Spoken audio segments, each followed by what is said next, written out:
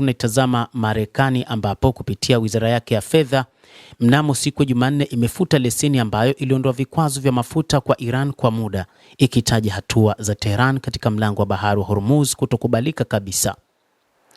Marekani iliondoa vikwazo vya uuzaji wa mafuta na iliruhusu Iran kuendelea na uuzaji wa mafuta, lakini wakati huu Marekani inaondoa leseni hiyo na kwamba hawatairuhusu tena Iran kuuza mafuta. Kupitia wizara ya fedha nchini Marekani imeeleza kwamba vitendo vya Iran katika lango la bahari la Hormuz havikubaliki kabisa kwa Marekani na vitakabiliwa na madhara. Afisa wa Marekani aliambia shirika la habari la AFP baada ya mashambulizi dhidi ya meli za mafuta katika njia kuu ya maji ya lango la bahari la Hormuz. Ondoleo hilo lililotangazwa mwezi Juni awali liliruhusu Jamhuri ya Kiislamu ya Iran kuzalisha, kuuza na kutoa mafuta iliyosafishwa na bidhaa zinazohusika hadi tarehe 21 mwezi Agosti mwaka huu. Hatua ya Washington inakuja baada ya meli 3 za mafuta, ikiwa ni pamoja na meli ya Qatar LNG kupigwa ndani ya saa chache katika mlango wa bahari wa Hormuz, kulingana na wachunguzi wa baharini na Qatar. Mpatanishi wa amani Doha alishutumu shambulizi hilo lisilokubalika la Iran. Matukio hayo yamefufua wasiwasi kuhusu uhuru wa usafiri wa majini baada ya Iran kuondoa kizuizi chake kwenye njia hiyo ya maji kufuatia kusitishwa kwa mapigano na Marekani.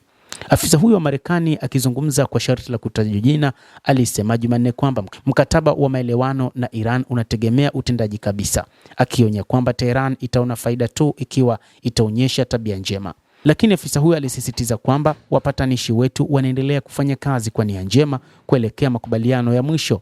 Mustakabali wa Hormuz, njia kuu ya usafirishaji wa nishati ya Ghuba, umekuwa hatua kushikilia wakati wa mazungumzo kati ya Tehran na Washington kumaliza kabisa mzozo ulioanza mwishoni mwa Februari. Hata hivyo, wachambuzi wa mambo wanaona pengine wa Iran huenda wakarudisha kizuizi katika lango la bahari la Hormuz kutokana na namna wanavyoona kuna ukiukwaji wa makubaliano ya usitishaji wa vita ambao unafanywa na Marekani.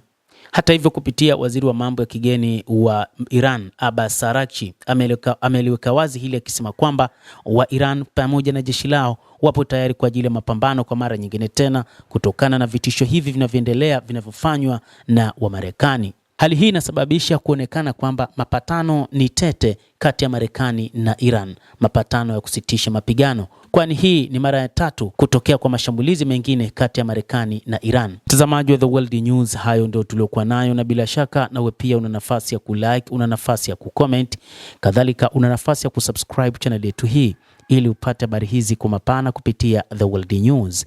Jina langu ni Adam Hussein, endelea kuwa nasi wakati wote, endelea kutufuatilia uyajue mengi yanayojiri katika ulimwengu kupitia hapa.